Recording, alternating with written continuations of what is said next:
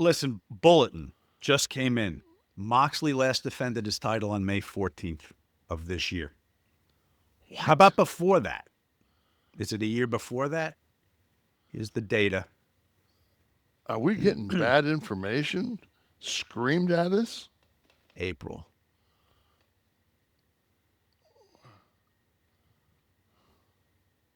Is that in a singles match? I'm looking at, those of you listening and not watching, looking at the screen. Steve has up some data, perhaps some cagematch.net or one of those. I don't see any dates. Phenomenal site. Go, scroll to the side a little bit there. April 6th. April 6th, he defeated Swerve Strickland. March 19th, he defeated Adam Copeland. Jesus Christ. March 9th, he defeated Christian Cage and Adam Copeland.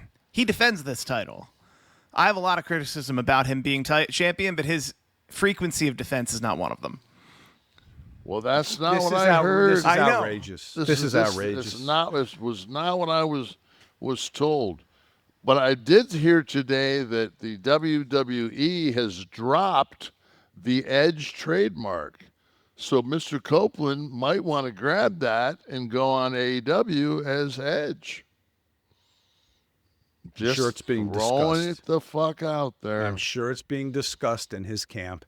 Because that way there, the fucking Copeland loss against Moxley, when he goes against Edge, completely different matchup. Right. See? Yeah. What's in the name? Everything. The whole match. That's it. Exactly. Some feedback from last week, Kev. Would you like to hear? Before we go any further, I got to get something off my chest. I think that fucking Moxley is asked to fucking defend that belt too many times. It's overexposure is the problem. That's the problem. You have to find new finishes. How many angles? If he's defending it 300 times a year, how many ongoing angles could you have? At this point, he shouldn't work for 5 years. That's what they're going to have to do. Exactly. 5 years of promos. Or just maybe just some shots of him walking around the building with a hoodie on. It's good shit, man. Rick, Tony, go ahead. You're absolutely use it. Use all of it, Mr. Khan. Mr. Khan, to you and me. Brian Ingram. Best way for booking Rhea Ripley is bring in Tessa Blanchard. I do best of 3 series with the final match, obviously being a tiebreaker. It would be a 60-minute Iron Woman match. That's money booking right there. If Tessa Blanchard was somebody that should be in a Iron Man or Iron Woman match against Rhea Ripley, don't you think she'd at least be on the NXT roster? Well, I don't know. Can she not?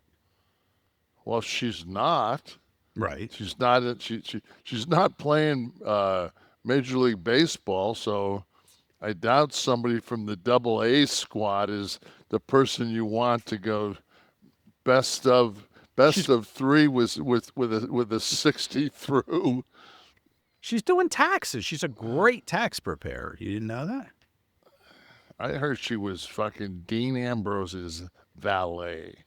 Just for the past year. Just for his last 13 title defenses in the last month. We should send Ambrose some of that and just say, way to be a fighting champion. He could be the lit king. I still like the fucking Mr. Everest, though. Darby. With the red, white, and blue. Kind of almost a Gable Cody ripoff.